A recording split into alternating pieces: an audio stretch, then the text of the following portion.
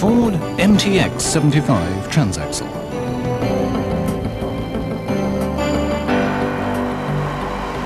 Designed for use with Ford's range of vehicles powered by transversely mounted front engines, MTX 75 is a 5-speed all-synchromesh transmission with a fully synchronized reverse gear.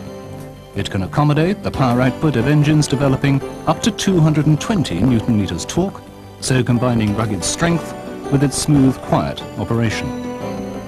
A special feature of MTX 75 is that it can accept the transfer case for 4x4 applications without extensive modification. The manufacturing processes used to produce this new transaxle are modelled on the advanced techniques employed to produce Ford's other successful manual transmission, the MT75. These computer control processes installed in Ford's European transmission plants ensure that the highest standards of precision and quality are automatically built into every unit that comes off the line. A notable feature of MTX 75 is its simplicity of design. The cast alloy housing is in 2 halves, and its principal components include the differential or final drive, the input and output shafts, located in the housing by tapered roller bearings but with no countershaft, the cast bronze selector forks mounted on 2 selector rods. The classification, MTX 75, refers to the unit being a manual transmission with the input and output shafts mounted 75 mm apart. The smooth, light gear shifting that is a feature of MTX 75 comes largely from the design precision of the gear shift mechanism with its internal gate. This new transaxle fully reflects Ford's position as leaders in the field of transmission technology, and not just in terms of its customer benefits, but its serviceability as well. In this program, we'll be dealing with those service features. In Part 2, how the unit should be dismantled for any necessary repair. In Part 3, what is involved in assembling MTX 75, and what routine service attention is required.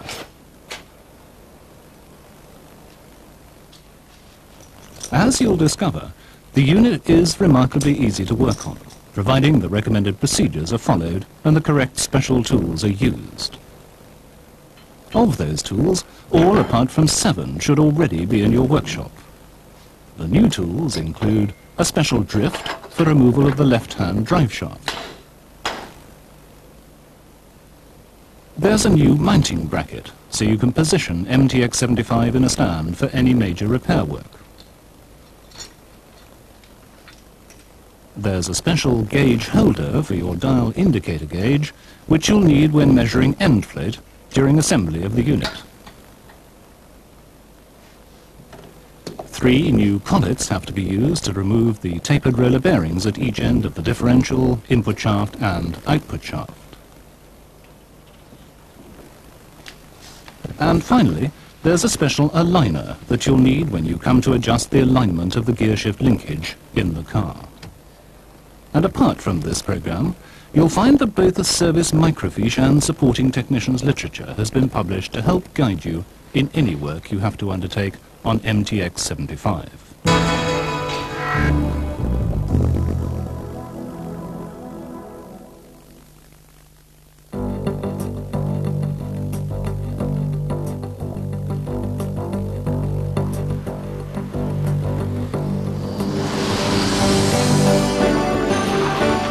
In this second part of the program, we'll be taking a look at the principal steps involved in removing MTX 75 from the car, and then cover what is involved in completely dismantling the unit. You'll find that the transaxle's location in the various models to which it will be fitted is very similar to its predecessor, the B5 unit. As a result, removal from the car follows a similar path, except for the use of a new special tool. While the right-hand drive shaft still has to be prized out of the housing, the left-hand shaft is removed with a special drift.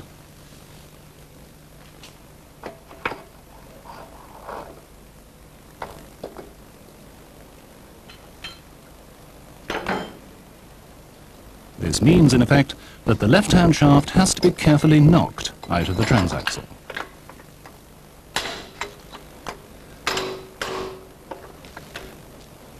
In all other respects, the removal procedures will be well known to you. If you're taking on any major work on MTX75, it's best to mount the unit in a stand. To do this, there's a new mounting bracket that bolts into the housing. To this you then bolt the usual stand bracket. Neither bracket can be fitted, however, unless you've first removed the clutch release lever. While repair work on MTX75 is not particularly difficult, it is important to follow all the various steps in the correct order. Having your microfiche close at hand is therefore wise. By the same token, it's a must to use all the recommended special tools. Stage 1 in dismantling is to shift the unit into neutral.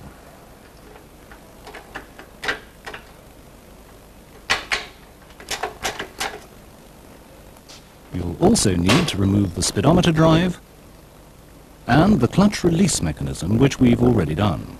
They can be removed in the same way as on earlier B5 transaxles. The gear shift selector mechanism is bolted into place. Once the bolts are out, it should lift away, although you may need to give it a very light tap just to break the sealing compound that seals the join to the main housing. The selector shaft oil seal should be removed using a slide hammer fitted with a remover and installer. It's a tool you'll have used before.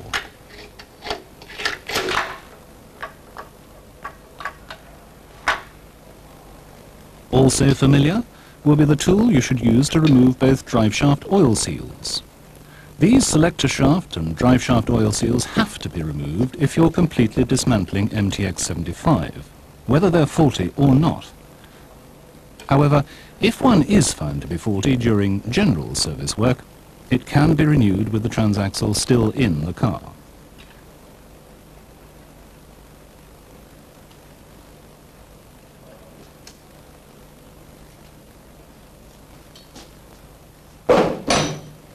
The guide sleeve round the input shaft is held in place by 3 Torx bolts. It's also sealed to the main housing sealing compound, so once again you'll need to give it a light tap to break the seal.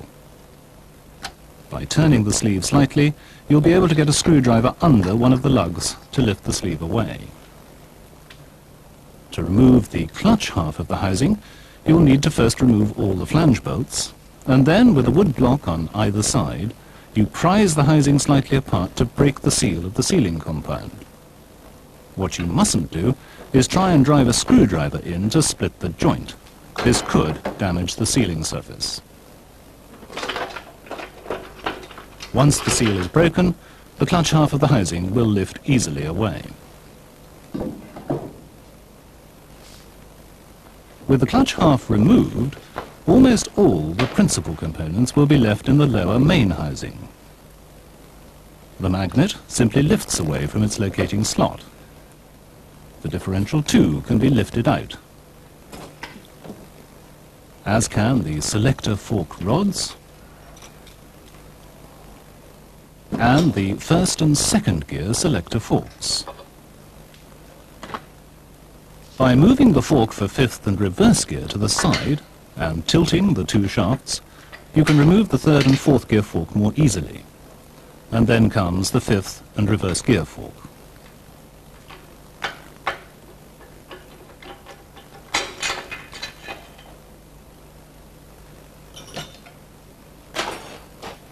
At this point, you'll need to remove the reverse idler gear, which involves first a snap ring,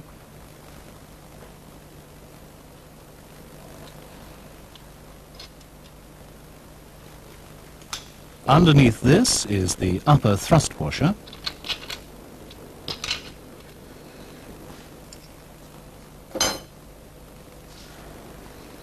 the gear itself needs to be disengaged by slightly tilting the shafts.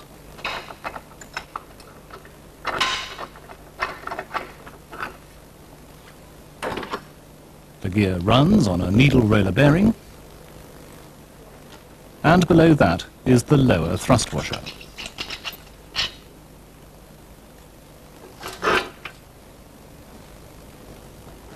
The input and output shafts should now be lifted out together, at which point your preliminary dismantling is complete.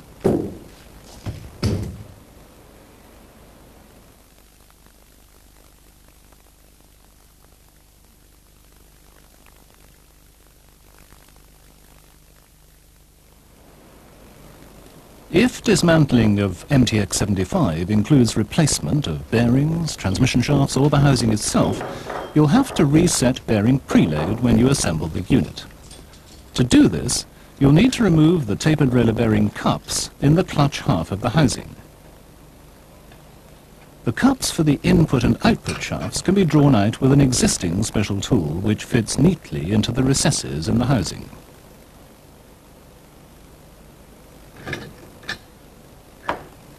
Underneath each cup you'll find a shim, which is used to control bearing preload. These can be discarded if any of the components we've mentioned are to be replaced.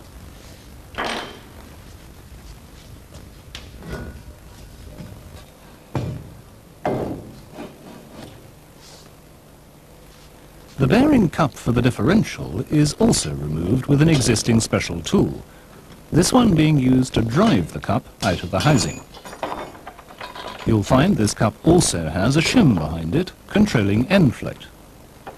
This too can be discarded if any of the components we've mentioned are being replaced.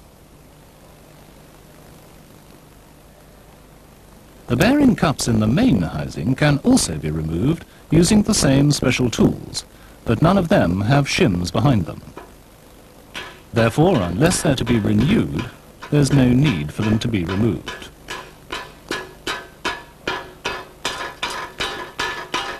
By the same token, the gear shift linkage can be removed, although it would be most unusual for this to be required.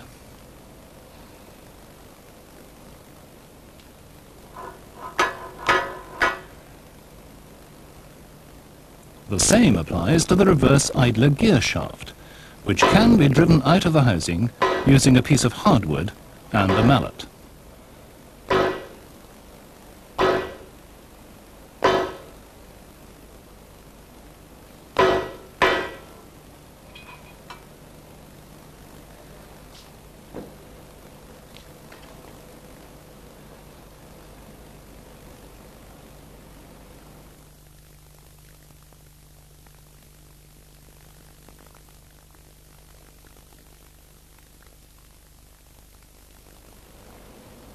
If you need to dismantle the differential, you'll have to remove the tapered roller bearings first. Using a thrust plate on which the remover tool can seat, you should fit that remover with the new collet that matches the bearing.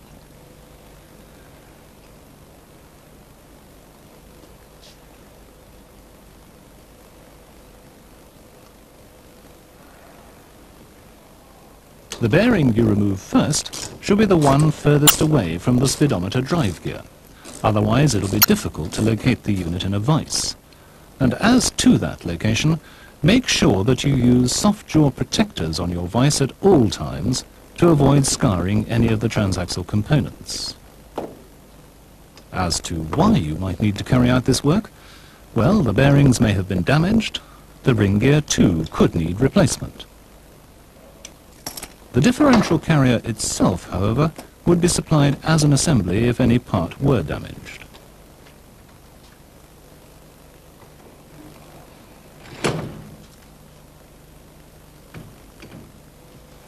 The tapered roller bearing on the other side of the differential would be removed in exactly the same way, not forgetting the thrust plate on which the remover tool can seat.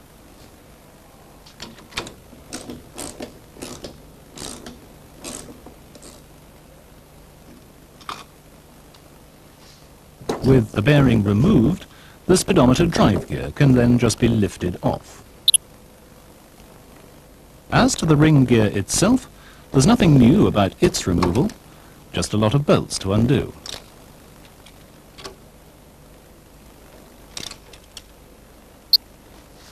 You may need to tap it free of the differential carrier.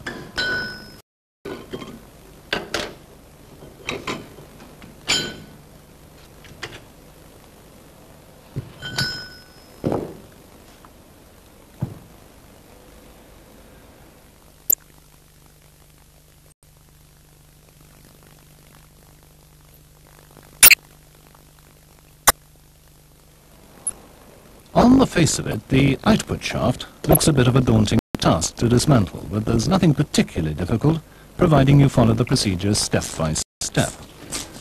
The roller bearing at either end comes off first, again using one of the new collets and the remover. In this case, the reverse gear wheel merely lifts away, and its needle roller bearing.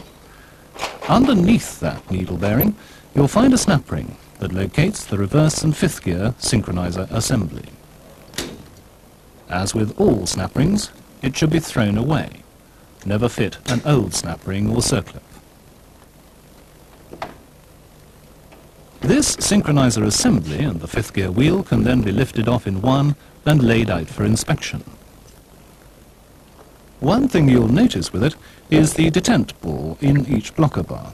This improves the locking of the selector sleeve. Once the needle roller bearing for the fifth gear wheel has been removed, you can turn the output shaft the other way up and start on the other end.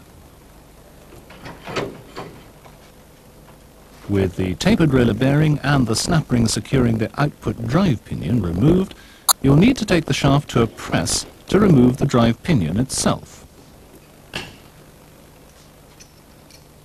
There's nothing particularly new about this operation. Just make sure that the shaft is securely located under the first gear wheel so it doesn't slip.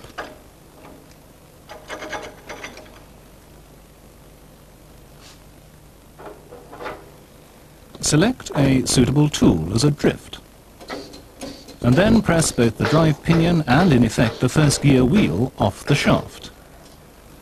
In fact, the first gear wheel is not a press fit, but merely a convenient means of supporting the shaft. It sits on another needle roller bearing.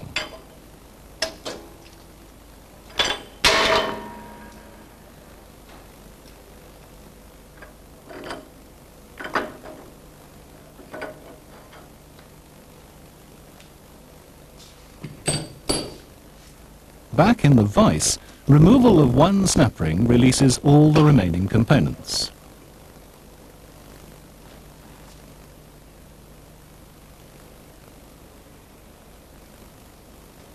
And when you're carrying out this work, don't forget, snap rings and circlips that have been removed should be thrown away.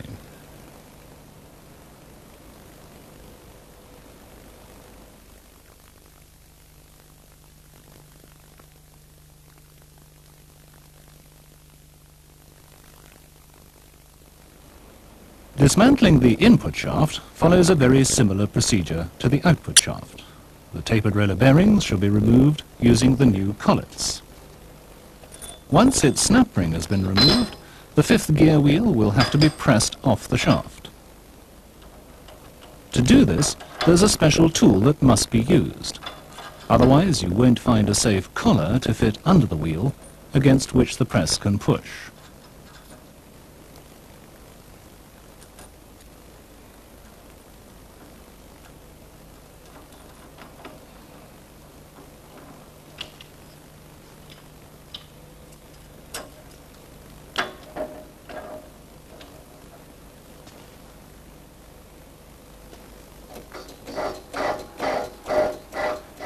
Removal of the fifth gear wheel frees the fourth gear wheel, its needle roller bearing, the third and fourth gear synchronizer assembly, the third gear wheel and its needle roller bearing. At which point the input shaft has been dismantled completely, as has the whole of the MTX75 transaxle. And in part 3 of this program, we'll show you how to put it all together again.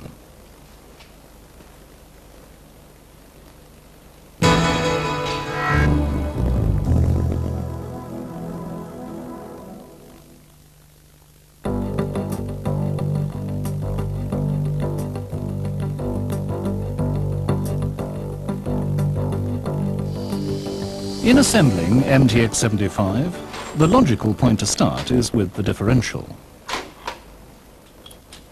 If you've replaced the ring gear on the differential, the main point to remember is that the securing bolts must be tightened down to the prescribed torque and in a diagonal rather than a circular pattern.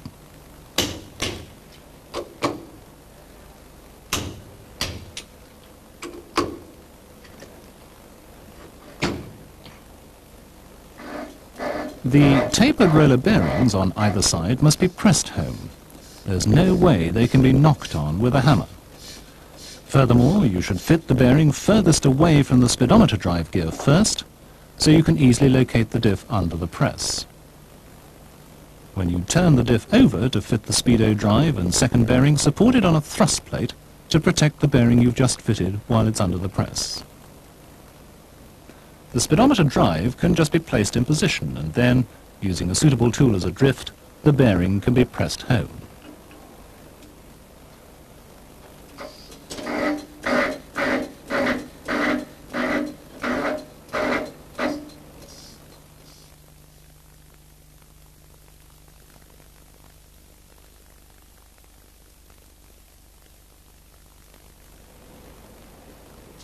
The next stage in the assembly procedure is to fit the bearing cups in the clutch part of the housing, and if you've removed them, those in the main housing as well.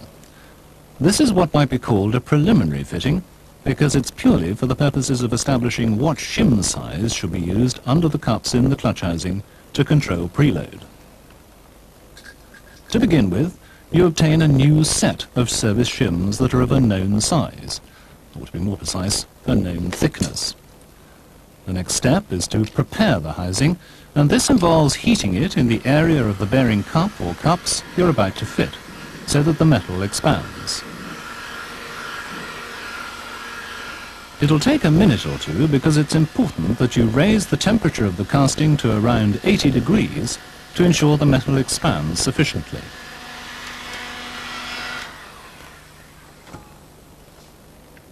Once it is that hot, place the appropriate service shims in the housing. Then shrink the bearing caps using an acceptable cold spray or some ice.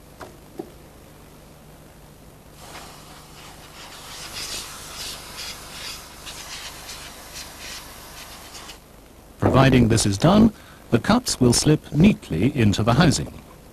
If they don't, above all, don't try to locate them by banging with a hammer. This could unseat the bearing cups that may already have been installed. This in turn will upset your end plate calculations and eventually result in a very badly adjusted transaxle. If they won't fit first time, then repeat the procedure, making sure that the housing is adequately heated up.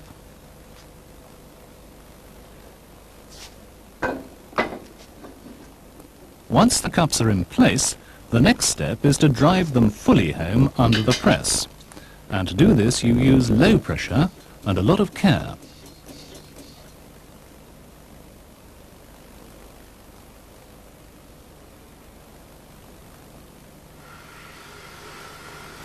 As to the bearing cups in the main housing, the procedure for fitting the cups is precisely the same, except for the fact that there are no shims under each one.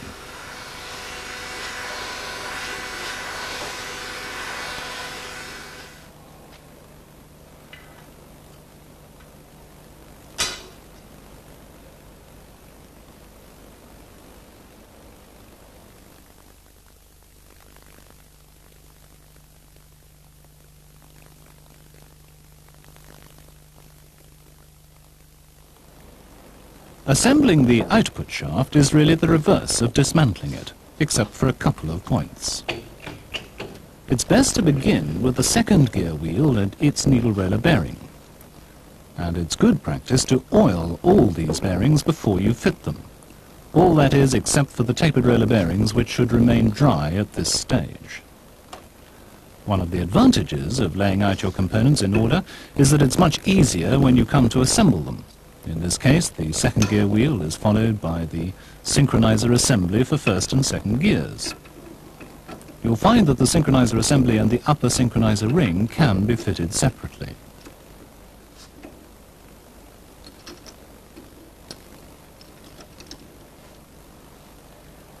Then comes a snap ring, a new snap ring, to hold the synchronizer assembly in place.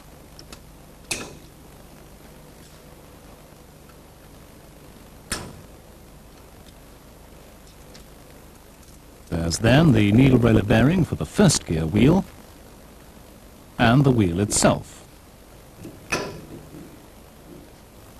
The output drive pinion is a press fit and had to be removed under the press. Therefore, it's got to be fitted using a press.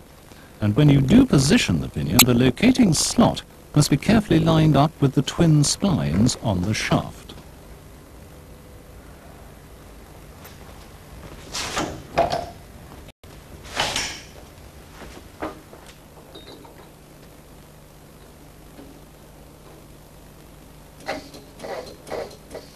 Again, there's nothing unusual or difficult about this. Just make sure that the shaft is secure under the press and use a suitable tool as a drift.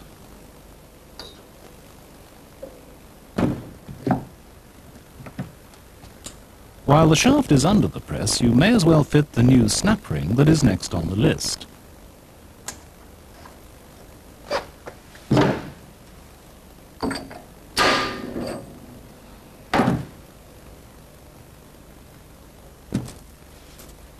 This is followed by the tapered roller bearing that has to be pressed home using a suitable piece of tubing.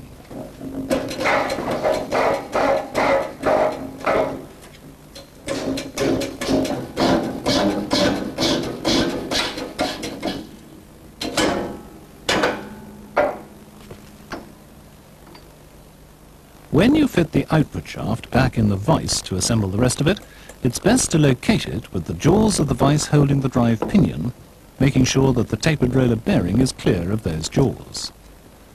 The needle roller bearing for the fifth gear wheel is first on, followed by the wheel itself. And then the reverse and fifth gear synchronizer assembly. And here's a point. It's very easy to get confused over which way up these assemblies fit on each of the shafts. So it really is well worth having your microfiche or technician's literature handy as a point of reference. This assembly is also held in place by a new snap ring, and this is followed by the needle roller bearing for the reverse gear wheel and the wheel itself. At which point the shaft is virtually complete bar the tapered roller bearing, which again has to be pressed home using a suitable piece of tubing as a drift.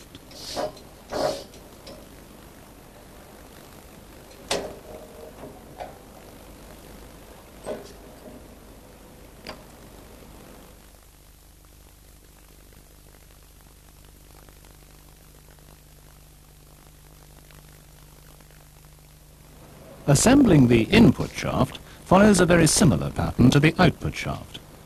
It's best to position the tapered roller bearing at the drive end first.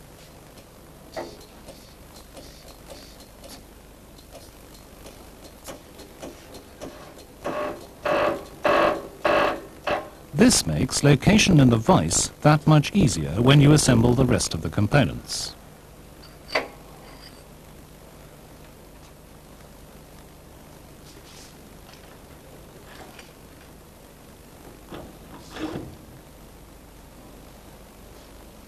Again, don't forget to thoroughly lubricate the various needle roller bearings, but not the tapered roller bearings at this stage.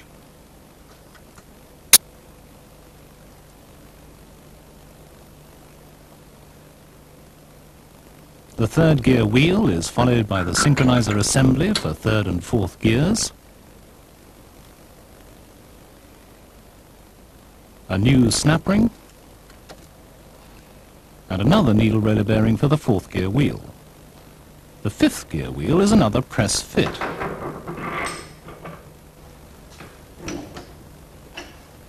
It can be pressed fully home under the press using a suitable tool as a drift.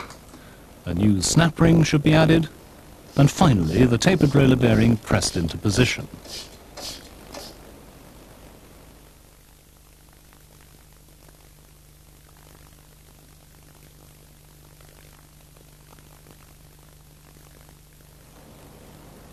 Before final assembly of MTX75 can begin, a preliminary assembly of components must be done to establish what sized shims must be fitted in the clutch half of the housing to control preload. To do this, you need to select fourth gear using the synchronizer assembly on the input shaft, and the two shafts can then be held together and fitted into the main housing.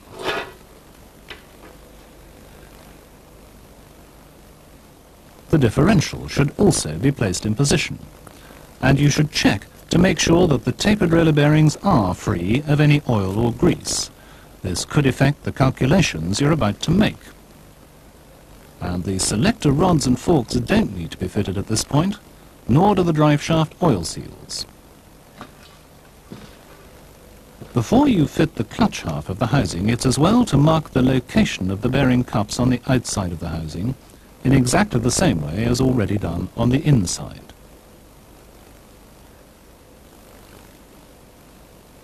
The housing can then be fitted, but on this occasion without any sealing compound. However, all the flange bolts must be fitted and tightened down to the correct torque.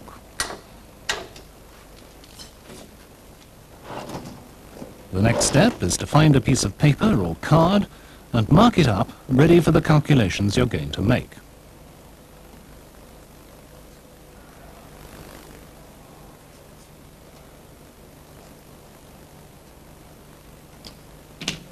To measure end float, you'll need various special tools. Among them, the new gauge holder that enables you to measure the output shaft. It locates where the gearshift mechanism normally sits, with its sprung arm sitting on the shoulder of the fourth gear wheel on the output shaft.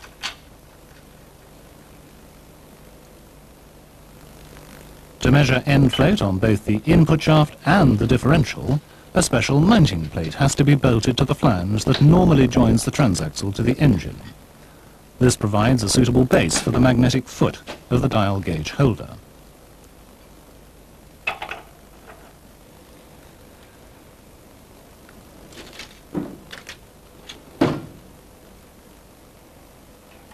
The first measurement should be on the input shaft, and while it's worthwhile roughly positioning the dial gauge, don't lock it in position as yet. Before any measurement can be taken, the shafts and the differential have to be rotated backwards and forwards some 20 times to make sure that in this case the input shaft has fully settled into its lower bearing cup. Once this has been done, the dial gauge can be locked in position, resting on the top of the input shaft, and the gauge zeroed.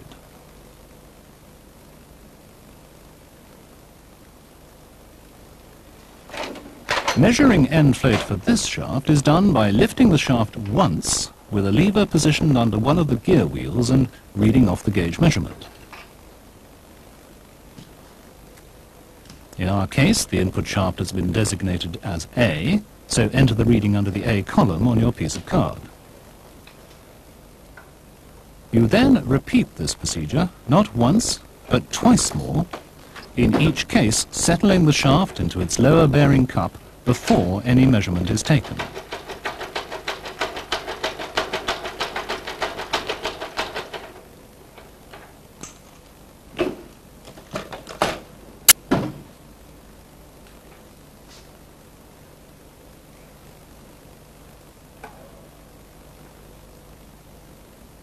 An important point to remember when doing all these measurements is to lift each shaft just once to get your reading. If by mistake you lift a shaft a second time, the reading will be invalid and you'll have to settle the shafts again to get a true reading.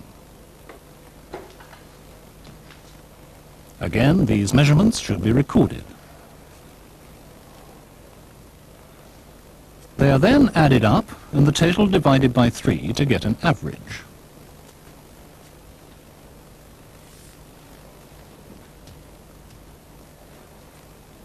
You add the thickness of the service shim, which you know, and a further 0.10 millimeters as a nominal preload, and add up the 3 totals.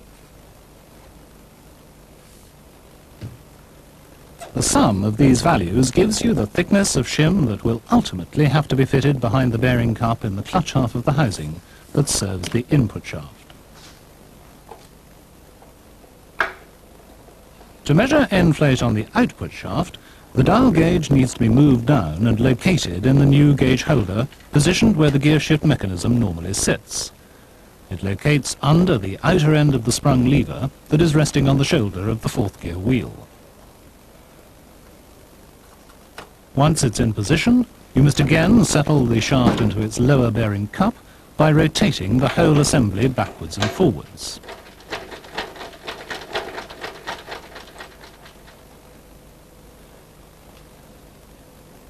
Then, with the gauge zeroed, Lift the output shaft once by placing your lever under the fourth gear wheel.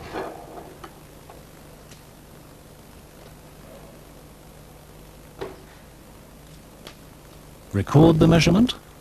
Follow the same procedure twice more. Total these measurements. Average them. Add the known thickness of the service shim and the nominal preload, and the sum is the thickness of the shim you'll eventually have to fit behind the upper bearing cup.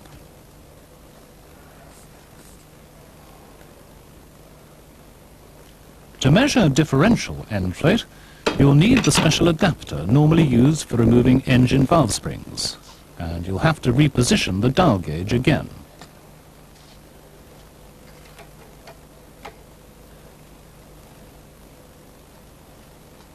The valve spring adapter locates on a familiar special tool that has its mounting bracket bolted to the flange using a bolt which is slightly longer than the normal flange bolt.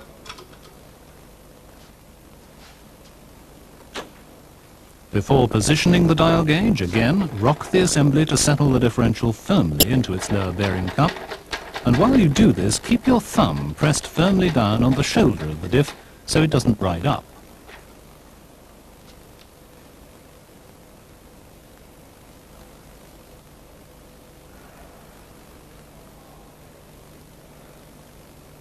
Once the dial gauge is positioned and zeroed, you can measure end float.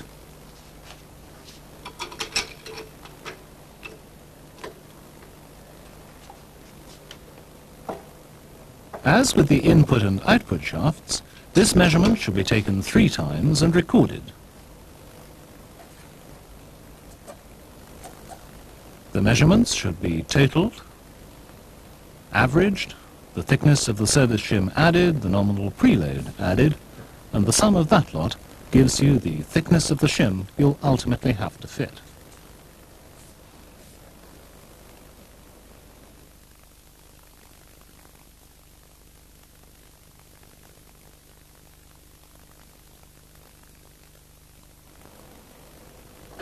Once your end float measurements are done, your next step is to remove the clutch half of the housing and also remove the bearing cups and service shims.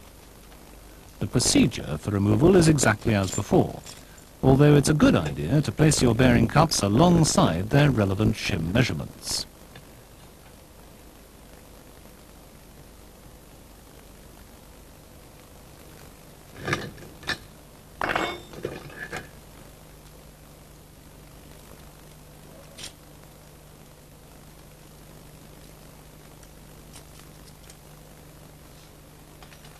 The next part of the procedure is to sort out shims that are not only sized to fit precisely behind each bearing cup, but which are also of the required thickness that your calculations say they should be.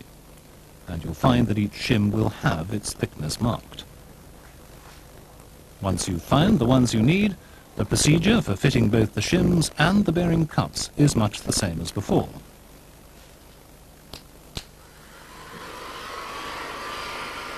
You heat the housing in the area of the bearing cup you want to fit. You spray the cup with cold spray to make it contract, and then with the correct shim in position, you fit the cup. The only difference to the first time you fitted these bearing cups is that you don't need to press the cups home. When fitting the clutch half of the transaxle housing to the lower half or main half, the bearing preload will do that for you.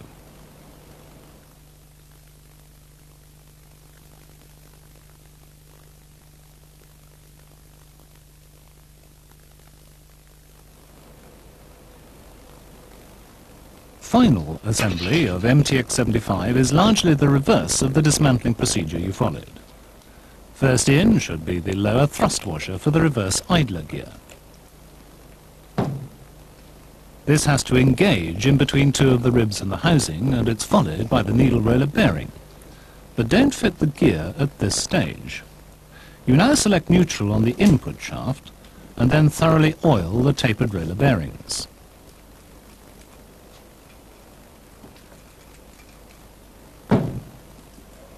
The 2 shafts can then be lifted into the lower housing together.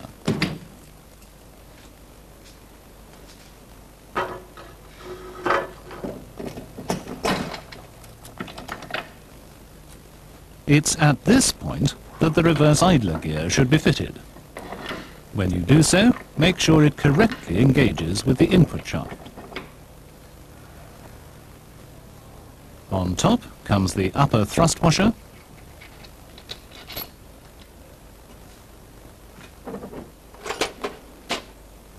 and finally the snap ring has to be fitted.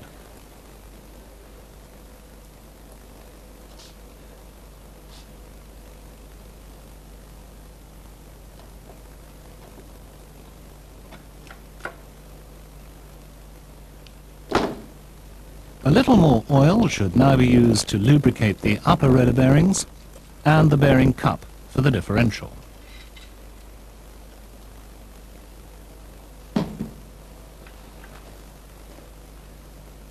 You can now fit the selector forks,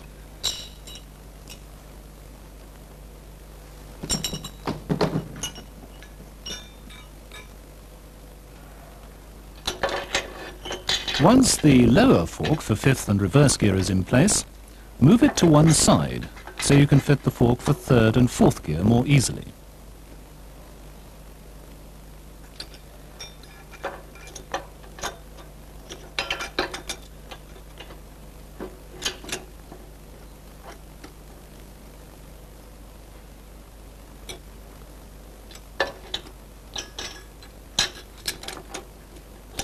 With all three forks in place and lined up, the selector rods can be inserted.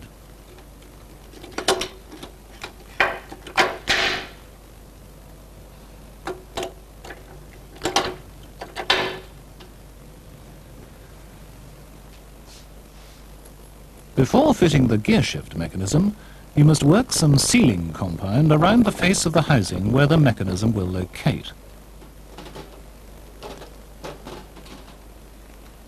It's important here to surround each of the bolt holes with the sealer and make sure there are no breaks in the line of the sealer. Only in this way will you make sure there are no oil leaks in this area. Locating the shift mechanism is not as tricky as it might seem.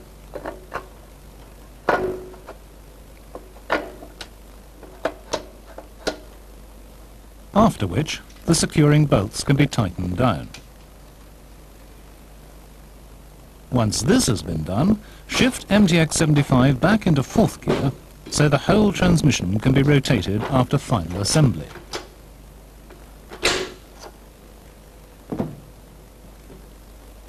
Then position the magnet and the differential. An unbroken line of sealing compound is an absolute must all the way round the flange of the housing before you fit the clutch half.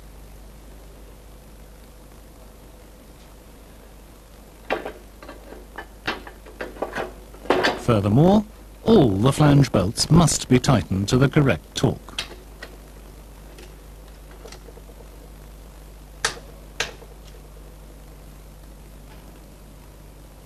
One of the final operations is to crank the unit to establish that its turning resistance is meeting specification. Here again, this sort of detailed information is contained either in your microfiche or your technician's literature. The tool for checking turning resistance is one you'll have seen many times before.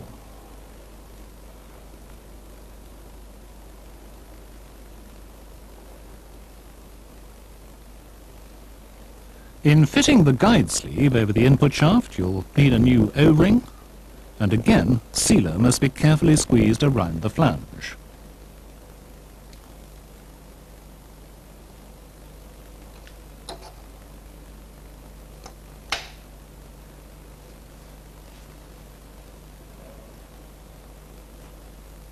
A new seal should be fitted around the gearshift rod using a slide hammer and its special installer.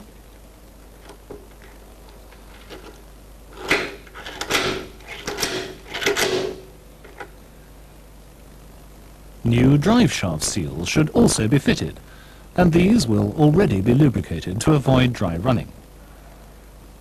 At which point assembly of MTX75 is virtually complete.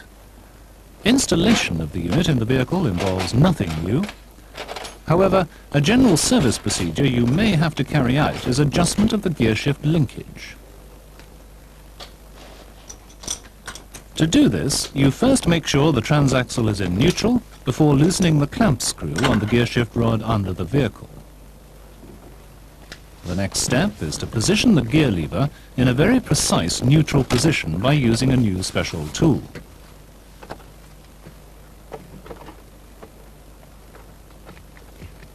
This slots neatly around the gear lever, holding it firmly and precisely in position.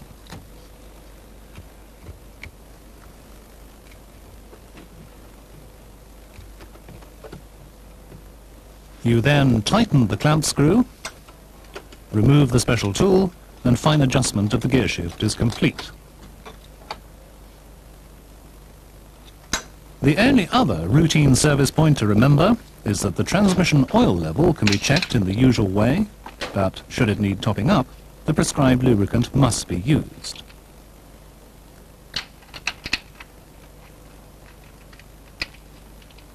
And that completes our program on the service and repair procedures for MTX-75. As you can see, it's by no means a difficult unit to work on, providing all the recommended procedures are closely followed.